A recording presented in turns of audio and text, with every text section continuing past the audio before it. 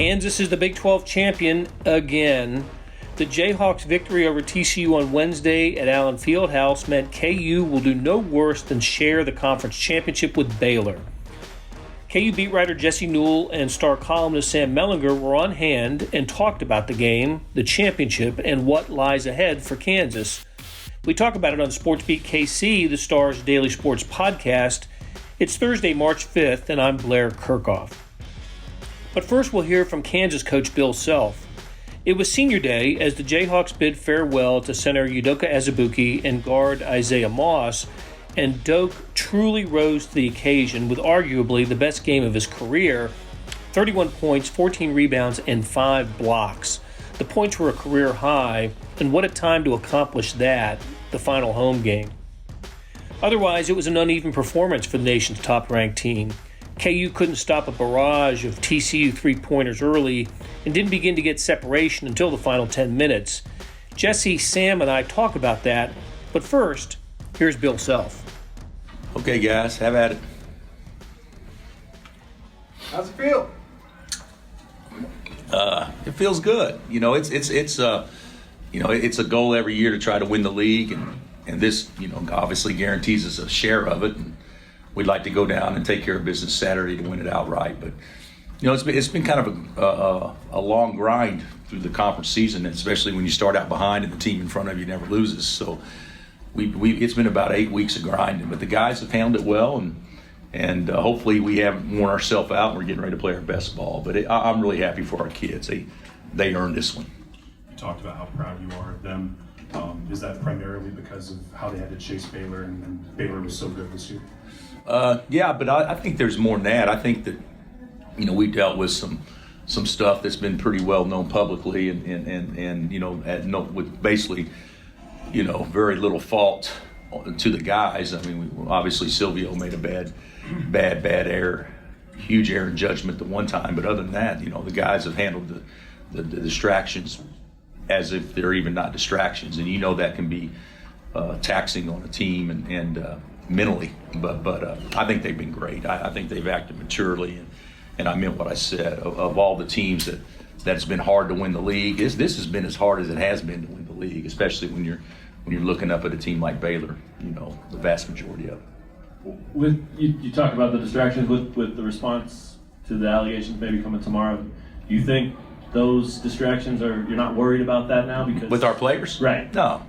But our players aren't. There's nobody on our team a part of any of that. That's attorneys dealing with the NCAA. And to be real honest with you, I'm not a part of that. I haven't spent much time on that, preparing that and doing that. So the response is obviously due tomorrow at some point in time. I don't know what time, and I'm sure that we'll get it in, and I'm sure that'll speak for itself. But I haven't let that bog me down as a distraction. It certainly won't moving forward. I just look at that as that was something that needs to happen from a mandatory standpoint. There's but it's no more than what we knew it was 3 or 4 months ago. So it's just the next play.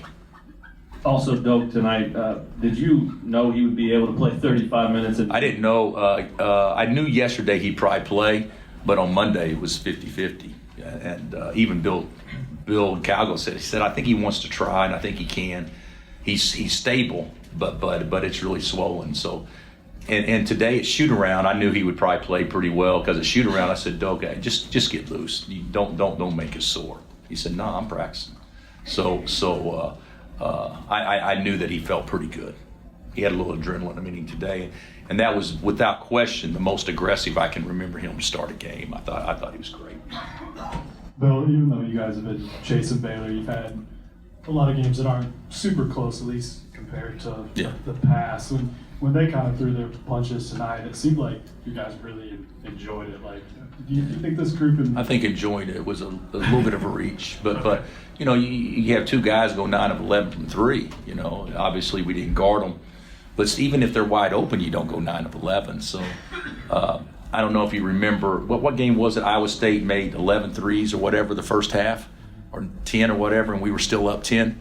It wasn't that tonight, but the guy, those two played like that, and we're still right there. And then second half was no better to start, and then Marcus kind of got us going there defensively, and then Doc got on a little roll there. But we played pretty well the second half, I thought. What's that tell you about your guys that they can respond like that? Well, teammates are just going nuts. Well, it tells me that I think that obviously we need to play inside out because drive the ability to drive the ball and get the ball to Doak.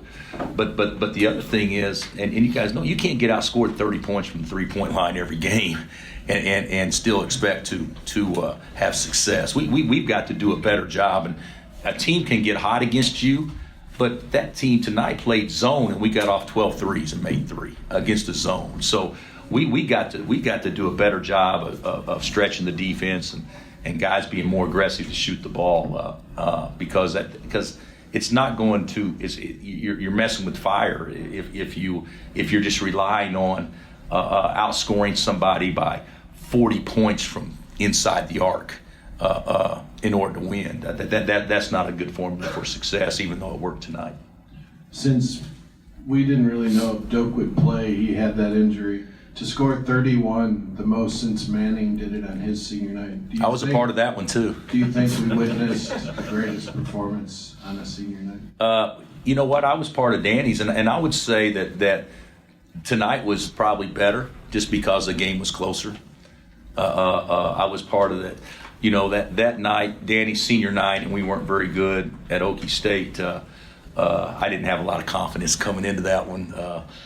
But I think because the game was close, I would say tonight was probably 31, 14, and 5. That's pretty dominant.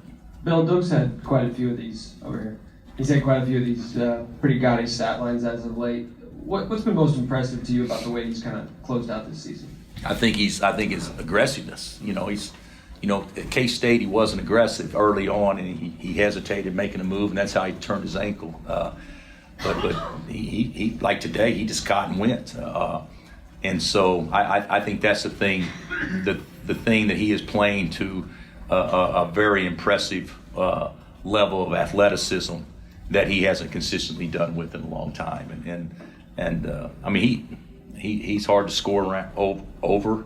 He's hard to score around. He's hard to score when people beat our perimeter players. He changes everything. So. But I think the biggest thing is he's just kind of playing like he knows this is the last go-around. Yes. Bill, it might have been Vaughn's last home game too. I guess what did you think of him tonight?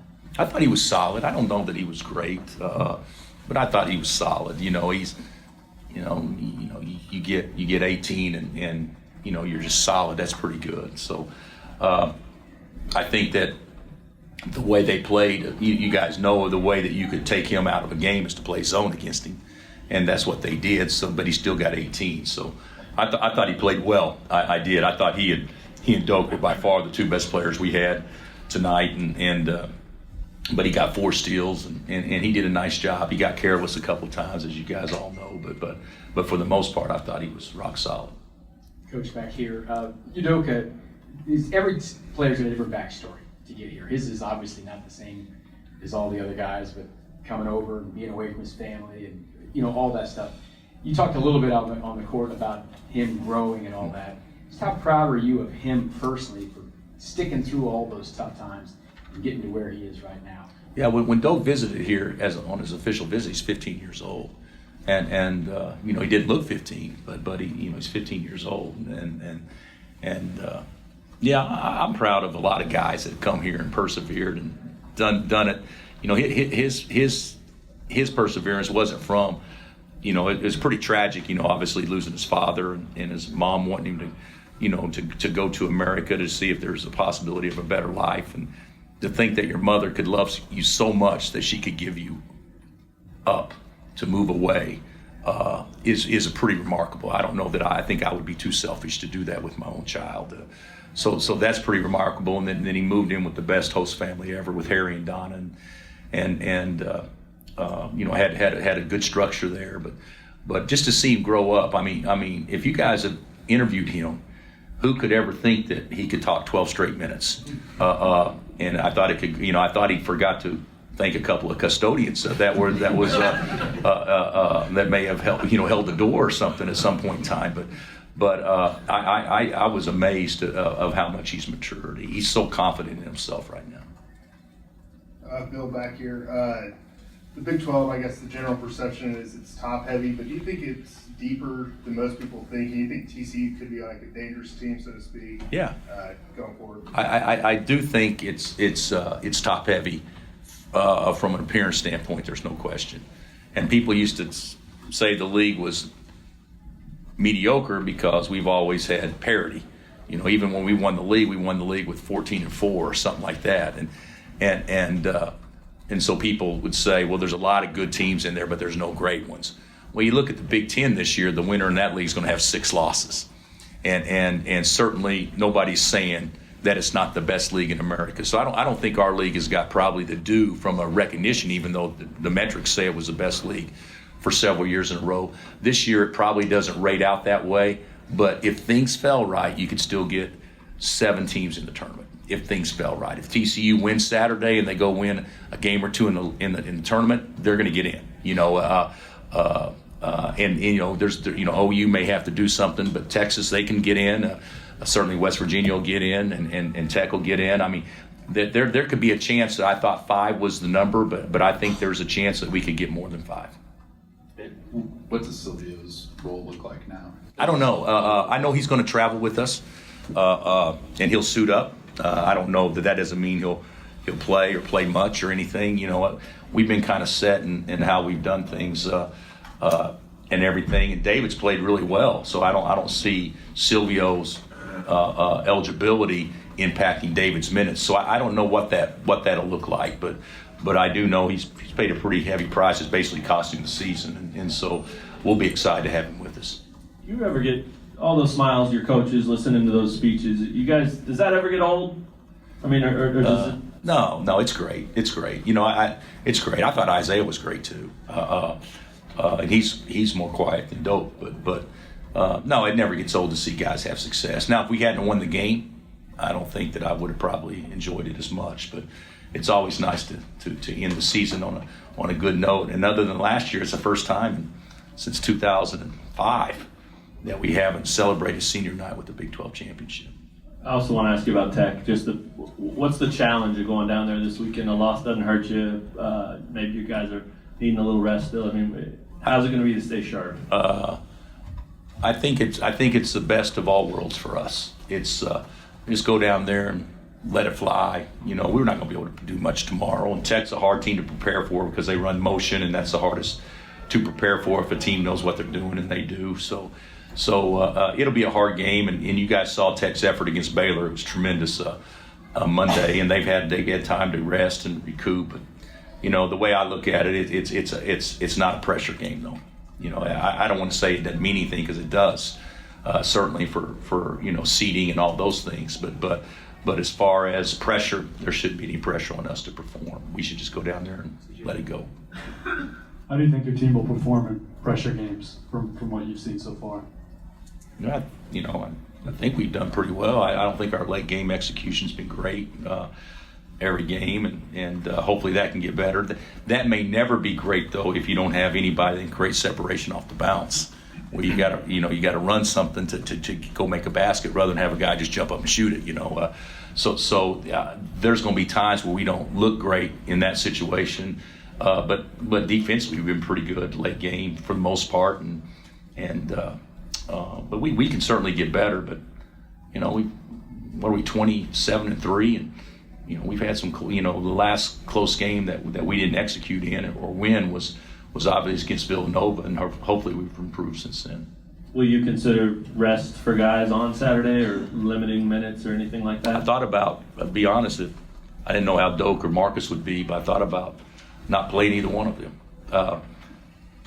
But Saturday? Yeah. But the way that Doak looked tonight, and Mark told me he felt good. So if their health says they feel good, then we'll positively play them.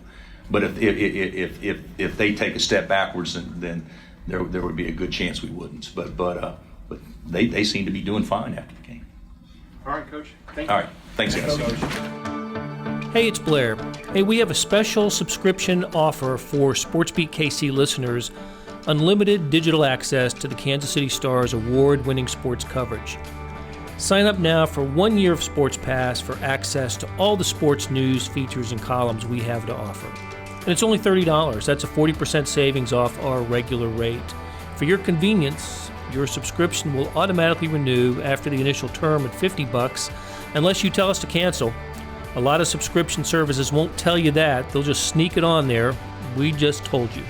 Your subscription helps support the sports coverage of kansascity.com and the Kansas City Star.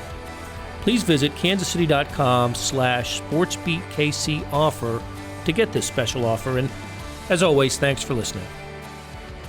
So one thing I wondered is, how often on these senior nights, these final, home games where Kansas either wins a Big 12 or, or moves a step closer to winning the Big 12, do they play unevenly? Because I always think there are factors in a senior game, senior day game, or final home game that aren't there for others. And I don't know if that explains anything that we saw tonight, but this was a pretty close game, Kansas-TCU for 30 minutes, and I still thought, the outcome was in doubt for 3/4 of this game.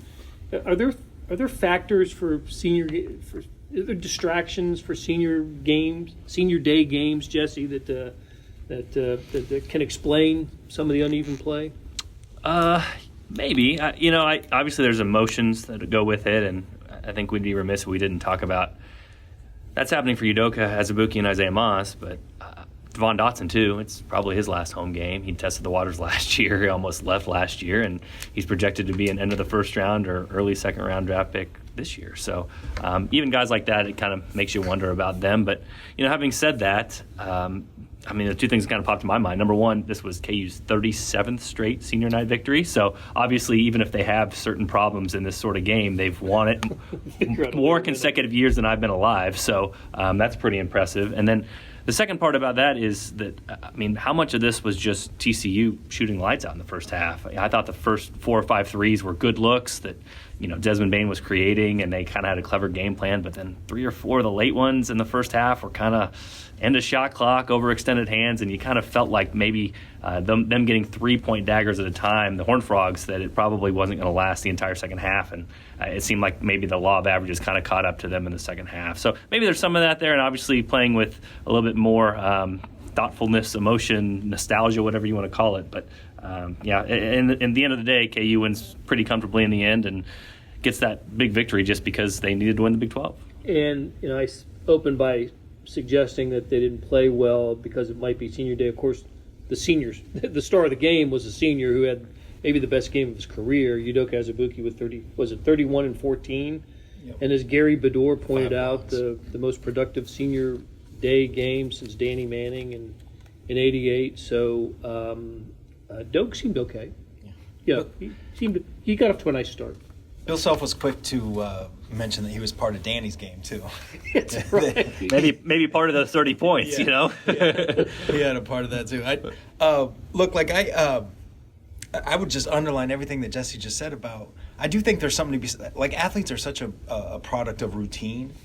Especially at the high level competitive sports, major college, professional. Their whole lives are routine, and so anytime you get a little bit out of that, I think you have to consider that as a factor of how a team plays. But my God, like TCU, they were 9 of 15 on threes after starting. I think 1 of 4. I think did they make 7 in a row or 6 or 7 in a row to end the first half? Yeah, that to me, and I'm just going to look. They finished 13 of 29, so they were 4 of 14 in the second half.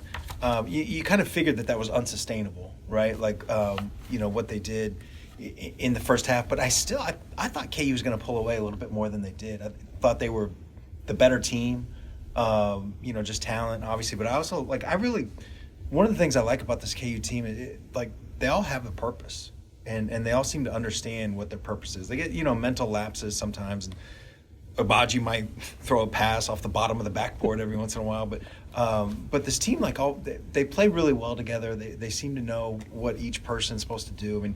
I thought that would carry them to 15, 20-point win in the second half going away. It didn't, but it was comfortable right at the end. It took them 30 minutes to get a little separation in this game. Yeah.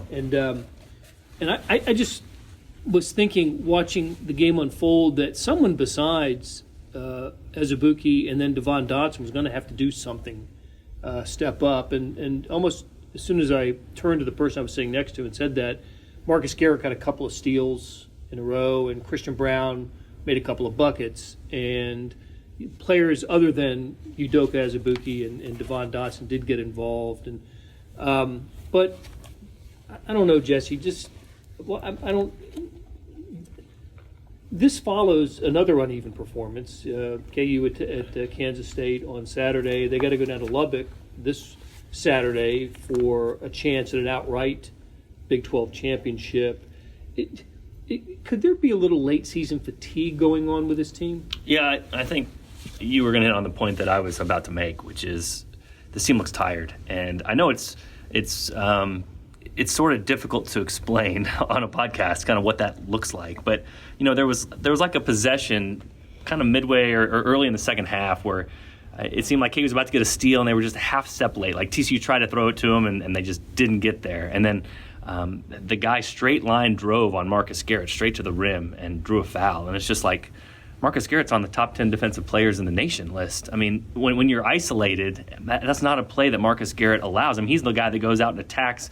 Sam, you retweeted that kind of popular GIF now of like, I don't remember which game it was, but like he was going after the guy and like backed him up to mid-court because the guy was so scared. Yeah. The guy was so scared to dribble the ball against Marcus Garrett. I mean, it was just kind of a reversal of fortunes. And we talk about so much about Bill Self sort of progressing. And I don't know about you guys. I was shocked by what he said in the postgame because he has been Mr. Overtime. What has made him so successful is he is competitive to a fault. He wants to win every single game so badly. So when he was asked potentially about resting Marcus Garrett and Udoka Azubuike in the season finale against Texas Tech, I 100% knew his answer was going to be no, got to go win the outright title. And his answer was, yeah, I thought about it. I've thought a lot about it. And so to me, there's just different levels with this team. And it seemed like there was about a 2-minute stretch when KU pulled away in that second half where you talked about it, Blair. There was a Marcus Garrett couple steals. Devon Dotson hit a different sort of gear in transition where he was scoring and getting fouled. And that's the Kansas that we've seen at times this year that kind of looks unstoppable. But you saw it for about 2 minutes against TCU and you saw it for about 4 minutes against K-State. So I think that has to be the biggest worry for this team is just that they kind of are getting ground into the ground, whatever the case may be, and they don't look their freshest selves at this point. And whatever Bill Self can do to get them back to that has to be considered most important. And I'm here to tell you, the Big 12 tournament is not that important in the grand scheme of things. So if KU needs to rest guys there or not make this as much of a Kansas City party as it's been in the years past, I think Bill Self ought to do it. I was just thinking, nothing like a Big 12 tournament to help a team that needs a little rest. Yeah, right. Maybe some injuries to heal up, some nicks and bruises. And you're right, KU will be no worse than the second seed. They could still be the one or the two, depending on what happens in games on Saturday. But 3 games in 3 days for this team? No, they don't need it. They're going to be the overall number one seed in the NCAA tournament, I think, no matter what happens from here on out. They just can't not be. And that's the arithmetic right now, is can Baylor still catch them? And hypothetically, maybe they could, just because, like you mentioned, Blair, Baylor could still be the number one seed in the Big 12 tournament. Yep. If they went on to win the Big 12 tournament, there would at least be an argument there, hey, they won the conference, they also won the conference championship. But I guess even bigger picture than that, we talked about kind of the cool thing that happens. They get to pick their sites if you're the overall number one seed. So, okay, you could go to Houston if they wanted or LA if they wanted, that sort of thing. But even that, like, what does that mean in the grand scheme of things? So you're the number 2 overall seed. Okay, you go to Indy instead of Houston. Or if you don't get to choose between Indy and Houston, maybe KU wants to choose Indy anyway. So I just don't know even if the benefit is that great with that. Again, I'm talking big picture here, and maybe I'm making too much of it. But you see it every time. Like even tonight, Devon Dotson tweaks an ankle. And it goes out, and all of a sudden you're like, what's going on with Kansas? And Marcus Garrett allows straight line drives, and it's like, is his foot okay? And Udoka, you're wondering before the game, is he going to play? And then he plays 35 minutes. KU is great because those 3 players are great. And if one of those 3 players isn't on, then this probably looks like a lot different team. I think what we're all kind of referring to as well without saying it is that this team, as good as they are when they play really well and they just defend like dogs, and that Absolutely. can win, that can win a lot of games.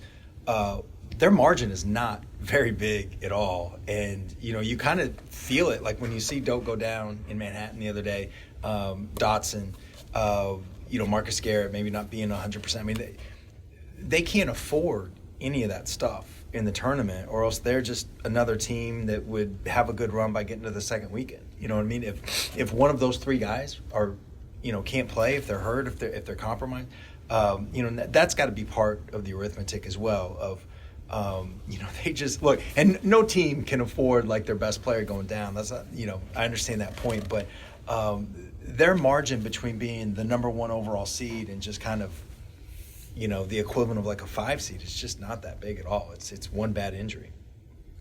I was surprised that Doak played 35 minutes tonight. 35. Yeah. This was ultra competitive, Blair. That's yes, what I said. as we heard, 2 hours before the game, until Doak came out, the only people who knew Doak was going to play were, I guess, in the room. In the room, right? Yeah. In the locker room, and then he comes out and plays 35, and they needed him. I mean, he had to play and do what he did tonight for Kansas to win the game. So I guess what I'm saying is I agree with you guys that the healing would be the best thing that could happen to this Kansas team right now. And it's not like they're not dealing with major injury problems, but just enough nagging injury problems that can slow a team down. It's weird to think about it in these terms, but I think you kind of look at two separate things too. And I think it's a good sign for Bill Self to say he thought about sitting Marcus and Udoka potentially against Texas Tech. But I think the other side of this is just think about the Big 12 tournament. 3 games, 3 days. And we just talked about the ultra competitiveness. I mean, Doak played 35 minutes tonight. We weren't sure he was going to play at all. And so what happens when Bill Self gets in competitive games? Like, he doesn't want to lose to Oklahoma State. He doesn't want to lose to Iowa State. He doesn't want to lose to Oklahoma.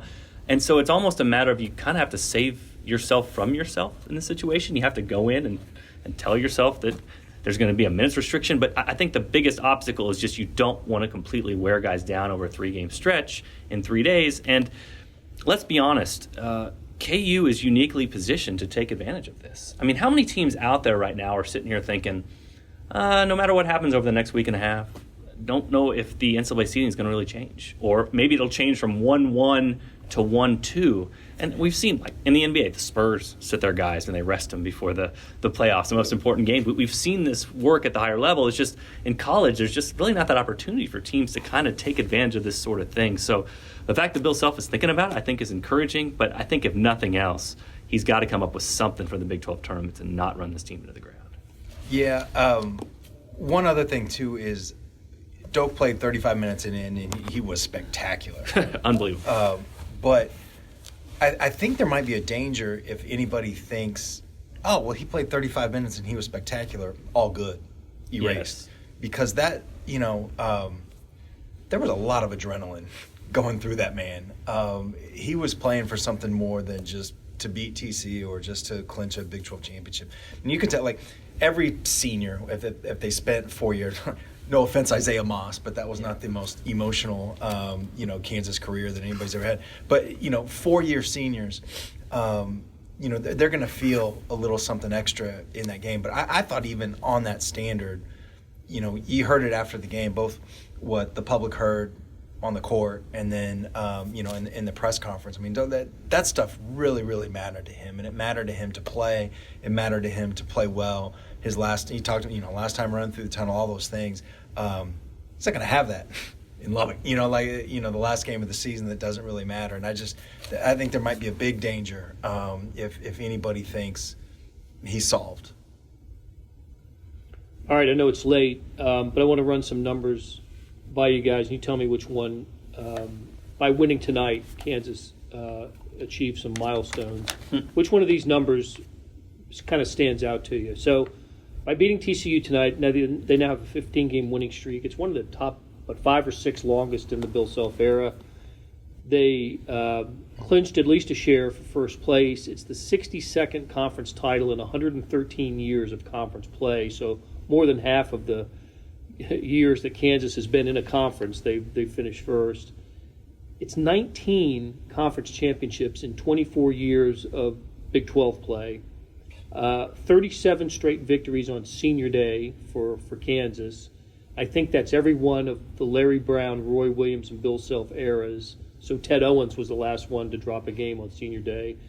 And the 500th KU victory for Bill Self. They celebrated his 700th overall victory earlier this year. Tonight was his 500th victory at KU, and I don't think that came up in the 15-minute post-game interview with Bill. So any of those kind of achievements resonate more than the other one? They all do, but 62 is 62 and 100. That's better than Doak shooting free throws. Yeah, right. 62 out of 113, right? So, yeah, that's a lot better. So if he shot 113 free throws, his percentage would be about what KU wins the conference title. Yeah, I mean, that's pretty ridiculous. That's like Duke has obviously like a really proud history. They have some empty years as well. You can't win 62 of 113. Is that the? Yeah. That's absurd. Yeah, they won the first one in 1908, and they've won the most recent one. Scott Drew has a chance to get Baylor a piece of that. The one streak that we don't talk about that often that I think goes maybe overlooked, and obviously the streak that KU had with the Big 12 titles and Bill Self was crazy, but their string of making the NCAA tournament. Yeah. And you think about the blue bloods out there, Kentucky, they have a down year. North Carolina, they have a down year. I mean, everybody having a down everybody year. Goes through a down year. You just mentioned 500 wins for Bill Self. This is his 17th season at Kansas. He's not done with 17 seasons. Yeah. I'm doing quick math here, but 510 wins would be 30 a year. I mean, that's pretty dumb too, right? Yeah. Like to average 30 wins a year and not have, again, we can talk about Roy Williams. They had a tough year. He had to go to recruiting class. It just didn't come together. Sometimes you win 18 or 19 games. It hasn't happened at Kansas, and he always talks about the story about he wasn't sure he wanted to replace a legend, and he called up his dad, Bill Self, and I'm not sure if I need to take the job at Kansas. And Dad said, yeah, if you don't think you're going to replace Roy or live up to his standard, you probably shouldn't. And so about 24 hours later, Bill Self accepted the job. Basically, he'd been called soft by his dad, so he went ahead and took the Kansas job. But I mean, that is crazy to think that someone who replaced Roy Williams in that level of success and all the fears out there that this guy can't live up to him. I mean, he's surpassed him. There's no other way to say it. This guy, if he stays at Kansas and is able to, after all of the allegations and all the things that are coming out here very soon, he'll pass Fog Allen in wins here very soon and he's very close to the greatest coach in Kansas history, and that is not an overstatement. So, yeah, 500 wins in 17 or 16-plus seasons, 16 and a half, 16 and two-thirds seasons. That's pretty crazy as well. They'll have to name the court for him, don't you think? The building that name's taken. And it's James Naismith Court, that's taken. You got to maybe hyphenate that. Well, Blair, I did my best Poznansky here a few years back and did the look at KU 10 years in the future, and it was Allen Fieldhouse. So you got to do like the little Gallagher eye, but you got to do the hyphenation. I like that. You just mentioned it. We're recording this Wednesday night after the KU game. There will probably be some news coming down the pike for KU? Well, there will be. When they received their amended notice of allegations a couple weeks ago, as we reported in the Star with the new football violation that happened under Les Miles' watch, the deadline to submit KU's response back to the NCAA with the notice of allegations was March 5th. And so as we're talking, tomorrow is March 5th. So Kansas can't wait any more days. They will release something that will be public that will kind of be their response to the NCAA. Again, we'll know more. People listening right now probably know more than we do, but at this point it just seems like it's going to be kind of the standard response that KU has given before, that they want the NCAA to use verifiable facts, and if there are things out there that can be proven against Kansas, they want the NCAA to prove it. Unfortunately for KU in this matter, the NCAA is not a court of law. They can sort of do what they want with these cases and with the bodies that are going to look over this and decide what happens. But that's kind of been KU's stance on this whole thing, and so I would expect more of the same when they officially announce their response to the notice allegations coming on what it would be Thursday. All right, guys, get back to your laptops, and we'll talk to you soon. Thanks. Well, that'll do it for today. Hey, it takes a village to produce a podcast, and thanks to our producers, Derek Donovan, Savannah Smith, Randy Mason, Beth Welsh, Jeff Rosen, and Chris Fickett for putting together today's show. Hey, leave a comment or a like where you can. We'd appreciate it. We'll be back on Friday for another episode of SportsBeat KC, where we talk sports in Kansas City every day.